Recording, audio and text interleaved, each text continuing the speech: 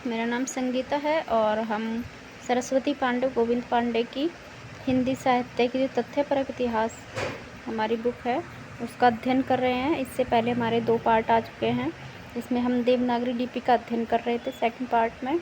उसके बाद आगे का हम देवनागरी लिपि का वैशिष्ट्य पढ़ेंगे। अगर इस चैनल पे पहली बार आए हो तो चैनल को लाइक शेयर सब्सक्राइब ज़रूर करें और बेल आइकन प्रेस ज़रूर करें ताकि सभी आने वाली वीडियो सबसे पहले आपके पास पहुँचे।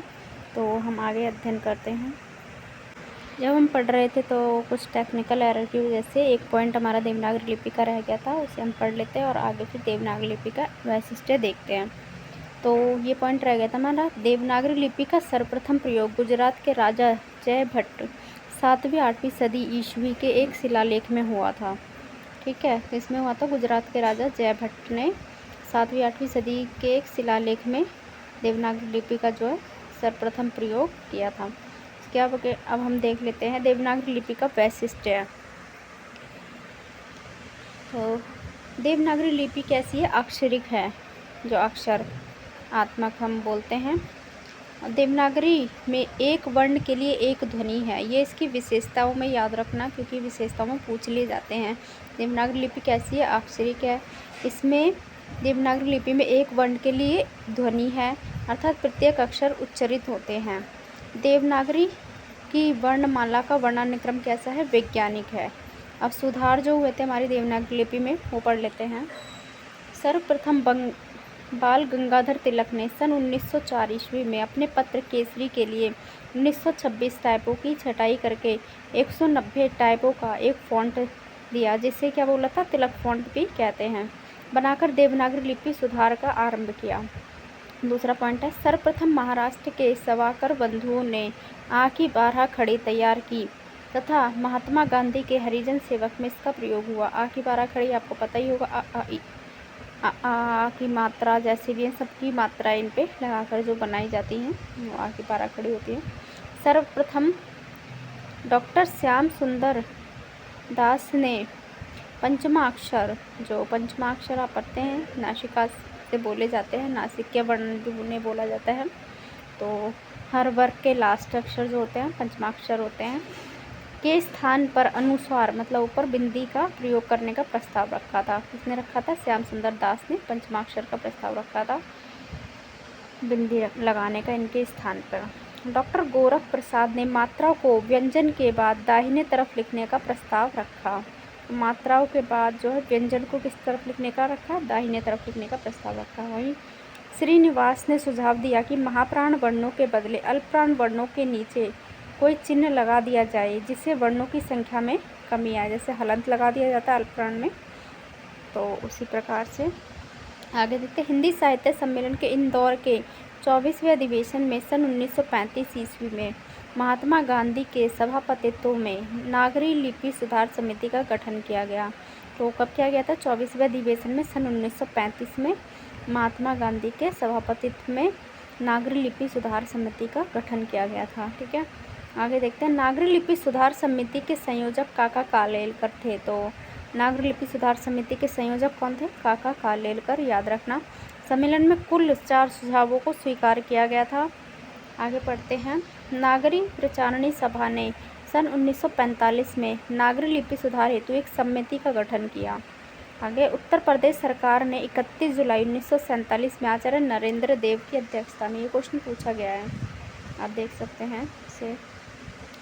नरेंद्र देव की अध्यक्षता में नागरी लिपि सुधार समिति का निर्माण किया गया।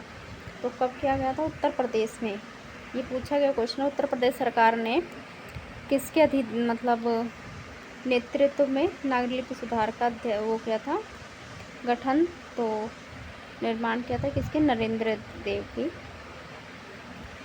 उपस्थिति में किया था, नरेंद्र देव की अध्यक्षता में किया था। आगे पढ़ते हैं। इस समिति की कुल 9 बैठकें हुई तथा समिति ने 25 मई 1949 को अपनी रिपोर्ट प्रस्तुत की। आगे है। नरेंद्र देव समिति की रिपोर्ट के बाद उत्तर प्रदेश सरकार ने 28-29 नवंबर सन 1953 ईस्वी में नागरी लिपि सुधार संबंधी सुझावों पर विचार करने के लिए लखनऊ में लिपि सुधार परिषद का गठन किया और विभिन्न राज्यों के मंत्रियों और विद्वानों को परिषद में आमंत्रित किया। आगे पढ़ते हैं। उत्तर प्रदेश सरकार द्वारा गठित लिपि सुधार परिषद की बैठक की अध्यक्षता तत्कालीन उपराष्ट्रपति डॉक्टर सर्वपल्ली राधाकृष्णन ने की। किसने की थी? उत्तर प्रदेश सरकार द्वारा जो गठित लिपि सुधार परिषद की जो बैठक की अध्यक्षता की थी वो तत्कालीन मतलब उस समय जो उपराष्ट्रपति थे कौन थे? डॉक्टर सर्वपल्ली राधाकृष्णन ने की थी। आगे डॉक्टर सुनीति कुमार चटर्जी ने कांतिमय परिवर्तनों के साथ देवनागरी लिपि के स्थान पर रोमन लिपि को स्वीकार कर लेने का सुझाव दिया। तो रोमन लिपि जो है अंग्रेजी की जो लिपि है वो रोमन लिपि है, उसका सुझाव दिया था सुनीति कुमार चटर्जी ने। आगे पढ़ते हैं हम राजभाषा के बारे में। तो राजभाषा जो 14 सितंबर 1949 ईस्वी को भारत के संविधान में हिंदी को राजभाषा मतलब ऑफिशियल लैंग्वेज की मान्यता प्राप्त की गई। वो कब की गई थी? 14 सितंबर 1949 को राजभाषा का दर्जा दिया गया। आगे भारतीय संविधान के भाग 17 में अनुच्छेद 343 से 351 तक राजभाषा का संविधान में प्रावधान किया गया है तथा संविधान की 8वीं अनुसूची में 22 भाषाओं को मान्यता प्रदान की गई है। ये 22 भाषाएं आपको याद रखनी पड़ेंगी क्योंकि इसमें से पूछ लिया जाता है कि कौन सी भाषा जो है 22 भाषाओं में नहीं है 8वीं अनुसूची की, तो ये आपको देख लेनी है। देख लो, हम पढ़ लेते हैं एक बार। असमिया, बांग्ला, बोडो, डोंगरी, गुजराती, हिंदी, कन्नड़, कश्मीरी, कोंकणी, मैथिली, मलयालम, मणिपुरी, मराठी, नेपाली, उड़िया, पंजाबी, संस्कृत, संथाली। आगे देखते हैं सिंधी, तमिल, तेलुगु, उर्दू, ये सभी भाषाएं हमारे मतलब 8वीं अनुसूची में हैं और इसके अलावा जो भाषाएं हैं वो नहीं हैं। तो मूल संविधान में 14 भाषाएं थी। जो पहले हमारा मूल संविधान था उसमें सिर्फ 14 भाषाएं थी और 21वां संशोधन अधिनियम 1967 द्वारा सिंधी के जोड़े जाने पर यह संख्या कितनी हो गई? 15 हो गई। तो 21वें संशोधन में कौन सी भाषा जोड़ी गई थी? सिंधी जोड़ी गई थी, 15 हो गई। और 71वें संशोधन में अधिनियम में 1992 में कोंकणी, नेपाली और मणिपुरी को भी जोड़ दिया गया। ठीक है, तो कोंकणी, नेपाली और मणिपुरी को कब? 1992 में जोड़ा गया। इसके बाद इसकी संख्या कितनी हो गई? हमारी 18 हो गई। इसके बाद 92वें संशोधन अधिनियम 2003 में इसमें बोडो, डोंगरी, मैथिली और संथाली को जोड़ा गया। बोडो, डोंगरी, मैथिली और संथाली को सम्मिलित कर दिया गया जिससे अब यह संख्या बढ़कर 22 हो गई है। ठीक है, संविधान में हिंदी भाषा संबंधी उपबंध जो हैं वो देख लेते हैं। अनुच्छेदों से क्वेश्चन पूछ लिया जाता है, यूजीसी नेट में भी पूछ लिया जाता है और भी सभी में पूछ लिया जाता है कॉम्पिटिटिव एग्जाम से संविधान की स्थिति जो है भाषा संबंधी। तो अनुच्छेद 343 से संघ की राजभाषा हिंदी और लिपि देवनागरी होगी। और ये 343 तो वेरी वेरी इंपॉर्टेंट है, इसको आता ही आता है क्वेश्चन हर एग्जाम में। टीपी जो KVS, NBS हो, यूजीसी नेट हो, असिस्टेंट प्रोफेसर हो, इनमें LT ग्रेड हो, इसमें से क्वेश्चन आता ही आता है। और ये अनुच्छेद इंपॉर्टेंट भी है, 343 से सबसे ज़्यादा क्वेश्चन बनता है। संघ की राजभाषा हिंदी और लिपि देवनागरी होगी तथा भारतीय अंकों का रूप अंकों का अंतर्राष्ट्रीय रूप होगा। तो अंतर्राष्ट्रीय रूप कौन सा है? ये जो गिनतियाँ लिखी होती है 1, 2, 3 वाली, यही वाली। जैसे ये 15 लिखा हुआ है वैसे 1965 ये अंतर्राष्ट्रीय रूप है अंकों का। किंतु संविधान में अनुमानित प्रदान की गई 15 वर्ष की अवधि अर्थात 1965 ईस्वी तक अंग्रेजी का प्रयोग किया जाता रहेगा। ये इसमें बोला गया था कि 15 वर्षों तक जो अंग्रेजी का प्रयोग किया जाता रहेगा। इस अवधि की समाप्ति के बाद भी संसद विधि द्वारा अंग्रेजी भाषा या अंकों के देवनागरी रूप का ऐसे प्रयोजनों के लिए प्रयोग कर सकेगी जो विधि में विनिर्दिष्ट किया जाए। अनुच्छेद 340 पढ़ लेते हैं। राष्ट्रपति 5 वर्ष के बाद और उसके बाद हर 10 वर्ष की समाप्ति पर राजभाषा आयोग का गठन करेगा। तो 344 में क्या गया है? किसका? राजभाषा आयोग का गठन किया गया है। आयोग का कर्तव्य होगा कि वह राष्ट्रपति को निम्नलिखित सिफारिशें, मतलब सिफारिश के बारे में बता रहे हैं। तो पहली है सिफारिश में शासकीय प्रयोजनों के लिए हिंदी का अधिकाधिक प्रयोग किया जाए। शासकीय प्रयोजनों के लिए अंग्रेजी के प्रयोग पर निर्बंधन हो। तीसरा है उच्चतम न्यायालय और उच्च न्यायालय की कार्यवाही में संघ की और राज्य की अधिनियमितों के उनके अधीन बनाए गए और अधीनस्थ विधान के पाठों में प्रयोग की जाने वाली भाषा आगे है संघ के किसी एक या अधिक विनिर्दिष्ट प्रयोजनों के लिए प्रयोग किए जाने वाले अंकों के रूप। 5वां है संघ की राजभाषा तथा संघ और किसी राज्य के बीच या एक राज्य और दूसरे राज्य के बीच पत्र आदि की भाषा। आगे पढ़ते हैं। आयोग से यह अपेक्षा की गई कि वह भारत की औद्योगिक संस्कृति और वैज्ञानिक उन्नति का और लोक सेवाओं के संबंध में अहिंदी भाषी क्षेत्रों के व्यक्तियों के न्याय संगत दावों और हितों का सम्यक ध्यान रखेगा। अनुच्छेद 345 पढ़ लेते हैं। किसी राज्य का विधानमंडल विधि द्वारा उस राज्य में इस्तेमाल होने वाली भाषाओं में से किसी एक या अधिक भाषाओं को या हिंदी को उस राज्य के सभी या किन्हीं शासकीय प्रयोजनों के लिए अंगीकृत कर सकता है। जब तक ऐसा नहीं किया जाता अंग्रेजी का प्रयोग उसी प्रकार किया जाता रहेगा जिस प्रकार उससे ठीक पहले किया जा रहा था। ठीक है, तो जो राज्य का विधानमंडल विधि द्वारा किसमें किया गया है, राज्य का विधानमंडलों का बात जो की गई है 345 में की गई है। आगे पढ़ते हैं। अनुच्छेद 343, इसमें पत्र आदि की भाषा, पत्राचार की भाषा। संघ 346 में शासकीय प्रयोजनों के लिए प्रयोग की जाने के लिए तत्समय प्राधिकृत भाषा अर्थात अंग्रेजी एक राज्य और दूसरे राज्य के बीच तथा किसी राज्य संघ के बीच पत्र आदि की भाषा होगी। यदि दो या अधिक राज्य यह करार करते हैं कि उन्हें राज्य के बीच पत्र आदि की भाषा हिंदी होगी तो ऐसे पत्र आदि के लिए उस भाषा का प्रयोग किया जा सकेगा। अनुच्छेद 347 में यदि किसी राज्य की जनसंख्या का पर्याप्त भाग यह मांग करे कि उसके द्वारा बोली जाने वाली भाषा को उस राज्य में दूसरी भाषा के रूप में मान्यता दी जाए तो राष्ट्रपति उस राज्य में सर्वत्र या उसके किसी भाग में शासकीय प्रयोजन के लिए उस भाषा को मान्यता देने का उपबंध कर सकता है। अनुच्छेद 348 ये भी उच्च न्यायालय से संबंधित है। ये अनुच्छेद भी वेरी इंपॉर्टेंट है। 348 ये क्वेश्चन पूछा गया तो पढ़ लेते हैं। जब तक संसद विधि द्वारा उपबंध ना करे तब तक उच्चतम न्यायालय एवं उच्च न्यायालयों में सभी कार्रवाई अंग्रेजी भाषा में होगी। इसके अलावा संघ तथा राज्यों के स्तरों पर सभी विधेयकों, संशोधनों, अधिनियमों, अध्यादेश, आदेशों, नियमों, विनियमों तथा उपनियमों के प्राधिकृत पाठ भी केवल अंग्रेजी में ही होंगे। लेकिन किसी राज्य का राज्यपाल राष्ट्रपति की पूर्व सहमति से उस उच्च न्यायालय की कार्यवाही में हिंदी भाषा के प्रयोग को या उस राज्य के शासकीय प्रयोजनों के लिए प्रयुक्त किसी भाषा के प्रयोग को प्राधिकृत कर सकेगा। लेकिन अनिवार्य है कि निर्णय, डिक्रियाँ तथा आदेश अंग्रेजी में ही दिए जाते रहेंगे। अनुच्छेद 349 संविधान के प्रारंभ से 15 वर्ष की अवधि के दौरान प्रयोग की जाने वाली भाषा के लिए उपबंध करने वाला कोई विधेयक राष्ट्रपति की पूर्व अनुमति जो कि वह राजभाषा आयोग तथा भाषा समिति के प्रतिवेदन पर विचार करके देगा के बाद ही संसद में प्रस्तुत किया जा सकेगा। अनुच्छेद 350 पढ़ लेते हैं। प्रत्येक व्यक्ति के किसी शिकायत को दूर करने के लिए संघ या राज्य के किसी अधिकारी या प्राधिकारी को यथास्थिति संघ में या राज्य में प्रयोग होने वाली किसी भाषा में अभ्यावेदन देने का हकदार होगा। तो प्रत्येक व्यक्ति किसी को शिकायत करने के लिए संघ या किसी राज्य की अधिकारी या प्राधिकारी को यथास्थिति संघ में राज्य प्रयोग होने वाली भाषा के में क्या अभ्यावेदन देने का हकदार होगा।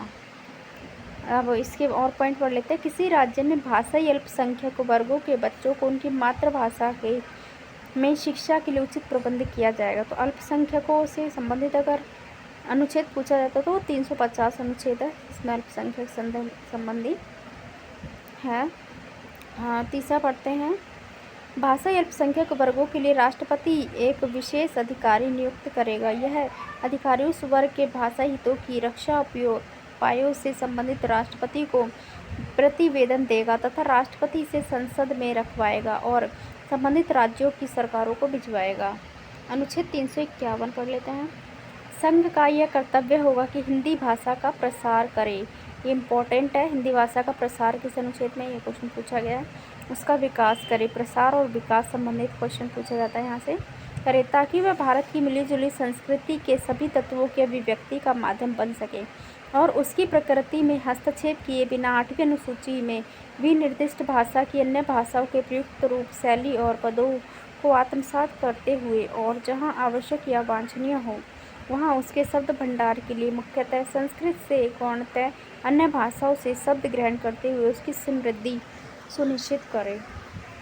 आगे है विधानमंडलों की भाषा, पढ़ लेते हैं हम। संविधान के भाग 5 के अनुच्छेद 120 में संसद की भाषा का उपबंध है। उसमें कहा गया है कि संसद कार्य हिंदी या अंग्रेजी में किया जाएगा, लेकिन यथास्थिति सदन का पीठासन अधिकारी किसी सदस्य को उसकी मातृभाषा में सदन को संबोधित करने की अनुमति दे सकता है। संविधान के भाग 6 के अनुच्छेद 210 में राज्य विधानमंडलों की भाषा का उपबंध है। राज्य के विधानमंडलों में कार्य राज्य की राजभाषा या हिंदी अथवा अंग्रेजी में किया जाएगा। किसी सदन का पीठासीन अधिकारी किसी सदस्य को उसकी मातृभाषा में सदन को संबोधित करने की अनुमति दे सकता है।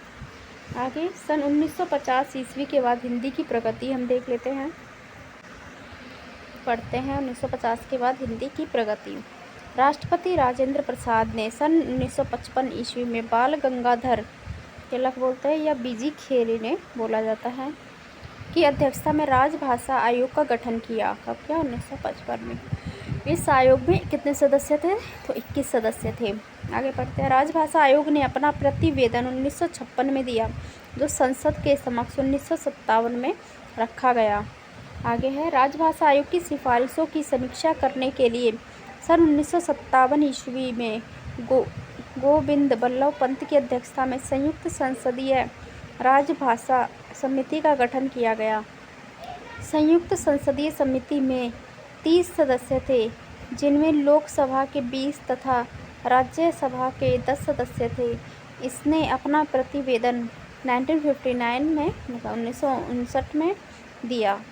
आगे है संयुक्त संसदीय समिति के सुझावों पर ध्यान देते हुए राष्ट्रपति ने 2 स्थायी आयोगों की स्थापना की। आयोग कौन कौन से हैं ये देख लेते हैं। राजभाषा विधायी आयोग और वैज्ञानिक एवं तकनीकी शब्दावली आयोग, दोनों ही का वर्ष 1961 है। और राजभाषा विधायी आयोग का जो मंत्रालय विधि मंत्रालय और वैज्ञानिक एवं तकनीकी शब्दावली आयोग का शिक्षा मंत्रालय है। सन 1976 ईस्वी में राजभाषा विधायी आयोग को समाप्त कर दिया गया और राजभाषा से संबंधित महत्वपूर्ण अधिनियम जो हैं राजभाषा अधिनियम 1963 में और संशोधित इसे किया गया 1967 में, राजभाषा संकल्प 1968 में और प्राधिकृत पाठ केंद्रीय विधि अधिनियम 1973 में, राजभाषा नियम 1976 में। आगे पढ़ते राजभाषा अधिनियम 1963 में कुल 9 धाराएं हैं। 9 आगे पढ़ लेते हैं। राजभाषा नियम 1976 में कुल 12 नियम हैं और वहीं राजभाषा नियम 1976 के अधीन केंद्रीय सरकार के कार्यालय को 3 वर्गों क्षेत्रों में विभाजित किया गया है, जो निम्न हैं। तो का वर्ग के क्षेत्र जिनमें हिंदी बोली जाती है, खा वर्ग के क्षेत्र जिनमें 2 भाषाएं बोली जाती हैं, गा वर्ग के क्षेत्र जिसमें अंग्रेजी में पत्राचार होता है। ठीक है, तो हम पढ़ लेते हैं। का वर्ग के क्षेत्र पत्र व्यवहार हिंदी में ही किए जाएं। ठीक है, ये इसमें आ जाते हैं हमारे उत्तर प्रदेश, मध्य प्रदेश, राजस्थान, बिहार, हिमाचल प्रदेश, हरियाणा और दिल्ली। घा वर्ग के क्षेत्र इसमें पत्र व्यवहार में द्विभाषिक नीति का पालन हो। इसमें 2 भाषाओं का प्रयोग होता है, एक वहाँ की भाषा और एक दूसरी अंग्रेजी भाषा। तो इसमें है पंजाब, गुजरात, महाराष्ट्र, चंडीगढ़, अंडमान निकोबार। गा वर्ग के क्षेत्र पत्र व्यवहार अंग्रेजी में किए जाएंगे। इसमें पश्चिमी बंगाल, उड़ीसा, उत्तर पूर्वी क्षेत्र, द्रविड़ भाषी क्षेत्र। आगे हम हिंदी व्याकरण का इतिहास एक परिचय पढ़ लेते हैं। तो पढ़ते हैं इसे हम। हिंदी व्याकरण का इतिहास एक परिचय। संभवतः 1658 ईस्वी में मिर्जा खां द्वारा रचित ब्रज भाषा व्याकरण हिंदी का सबसे प्राचीन व्याकरण है। इसके द्वारा लिखित है, तो मिर्जा खां के द्वारा ब्रज भाषा व्याकरण सबसे प्राचीन व्याकरण है हिंदी का। आगे खड़ी बोली का प्रथम व्याकरण सन 1715 ईस्वी के आसपास बोलचाल की भाषा को आधार बनाकर डच ईस्ट इंडिया कंपनी के कर्मचारी जोहान्स जेसुआ कैटलर ने लिखा था। कौन सी बोली का? खड़ी बोली का 1715 में। क्या किसको आधार बनाकर लिखा था? डच ईस्ट इंडिया कंपनी के कर्मचारी जोहान्स जेसुआ कैटलर ने लिखा था खड़ी बोली का प्रथम व्याकरण। आगे है जॉर्ज गियर्सन तथा सुनीति कुमार चटर्जी ने के अनुसार हिंदी का प्रथम व्याकरण जॉन गिलक्राइस्ट के द्वारा रचित हिंदुस्तानी ग्रामर 1790 ईस्वी है। किसके अनुसार है? तो ग्रियर्सन और सुनीति कुमार चटर्जी के अनुसार। आगे हिंदुस्तानी ग्रामर अंग्रेजी पद्धति पर लिखा हिंदी का प्रथम व्याकरण है। कौन सा? हिंदुस्तानी ग्रामर। आगे हिंदी व्याकरण से संबंधित कुछ महत्वपूर्ण रचनाएं हैं। जॉन फर्ग्यूसन की है a dictionary of the Hindustani language. John Borthwick Gilchrist की है a grammar of the Hindustani language और दूसरी है ए ओरिएंटल लिंग्विस्टिक। वहीं SH केलांग की जो पुस्तक है वो है a grammar of the Hindi language 1875 ईस्वी सन में है। और वहीं ई ग्रिव्स की जो पुस्तक है वो है आधुनिक हिंदी व्याकरण 1896 में। हैंडले की है short grammar of the Moors language 1779 में। लल्लू लाल के हिंदी कवायद जो है। श्रीलाल की है भाषा चंद्रोदय 1853 में। और राम जतन की है भाषा तत्वबोधिनी 1858 में। आगे बढ़ते हैं। नवीन चंद्र राय की है नवीन चंद्रोदय 1869 में। राजश्री प्रसाद सितारे हिंद की है हिंदी व्याकरण 1870 में। वही पंडित हरि गोपाल भाषा तत्व दीपिका। पादरी एथरिंगटन की भाषा भास्कर। 13वें नंबर पे है केशव भट्ट की हिंदी व्याकरण। 14वें नंबर पर है ठाकुर रामचरण सिंह की भाषा प्रभाकर। 15वें पर रामावतार शर्मा की हिंदी व्याकरण और 16वें विश्वेश्वर दत्त शर्मा की भाषा तत्व प्रकाश। 17वें पर रामदहिन मिश्र की प्रवेशिका हिंदी व्याकरण। गोविंद नारायण मिश्र की 18वें नंबर पर विभक्ति विचार। 19वें नंबर पर अंबिका प्रसाद वाजपेयी की हिंदी कौमुदी और 20वें नंबर का कांता प्रसाद गुरु की हिंदी व्याकरण। वहीं किशोरी दास वाजपेयी की है 21वें नंबर पर ब्रज भाषा का व्याकरण 1943 में। और दूसरी पुस्तक इन्हीं की है राष्ट्रभाषा का प्रथम व्याकरण 1949 में।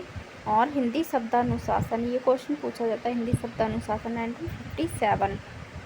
ये इंपॉर्टेंट पुस्तक है इनकी हिंदी शब्दानुशासन। और 22वें नंबर डॉक्टर धीरेन्द्र वर्मा ब्रज भाषा व्याकरण। आगे पढ़ते हैं। अंबिका प्रसाद वाजपेयी ने संभवतः प्रथम बार हिंदी व्याकरण को प्राकृत के आधार पर लिखने या बनाने पर बल दिया। अंबिका प्रसाद वाजपेयी ने किशोरी दास वाजपेयी के ब्रज भाषा का व्याकरण को हिंदी व्याकरणों का व्याकरण कहा है। किसने? तो अंबिका प्रसाद वाजपेयी ने किशोरी दास वाजपेयी के ब्रज भाषा का व्याकरण को हिंदी के व्याकरणों का व्याकरण कहा है। वहीं पंडित कामता प्रसाद गुरु को हिंदी व्याकरण का पाणिनि कहा जाता है। किसको? कामता प्रसाद गुरु को हिंदी व्याकरण का पाणिनि कहा जाता है। पूछ लिया जाता है किसको कहा जाता है हिंदी व्याकरण का पाणिनि? तो कामता प्रसाद गुरु को। आगे है पंडित किशोरी दास वाजपेयी कृत हिंदी शब्दानुशासन भाषा विज्ञान से सम्मिलित हिंदी का व्याकरण है। आगे हिंदी के अन्य प्रमुख व्याकरण ग्रंथ देख लेते हैं। आर्येंद्र शर्मा के द्वारा आधुनिक हिंदी का आधार व्याकरण। रामचंद्र वर्मा अच्छी हिंदी। शिवेंद्र कुमार वर्मा हिंदी व्याकरण का विधिवत विवरण। शिव पूजन साय का व्याकरण दर्पण। दिमशित्स का है हिंदी व्याकरण की रूपरेखा। स्वामी निगमानंद की हिंदी का मौलिक व्याकरण। रामाकांत अग्निहोत्री हिंदी एक मौलिक व्याकरण। बद्रीनाथ कपूर की परिष्कृत हिंदी व्याकरण। हरदेव बहारी व्यावहारिक हिंदी व्याकरण तथा रचना। वचन देव कुमार बृहत हिंदी भास्कर। आगे पढ़ लेते हैं हम। वासुदेव नंदन प्रसाद की है आधुनिक हिंदी व्याकरण और रचना। 12वां हजारी प्रसाद द्विवेदी के हिंदी भाषा का बृहत ऐतिहासिक व्याकरण।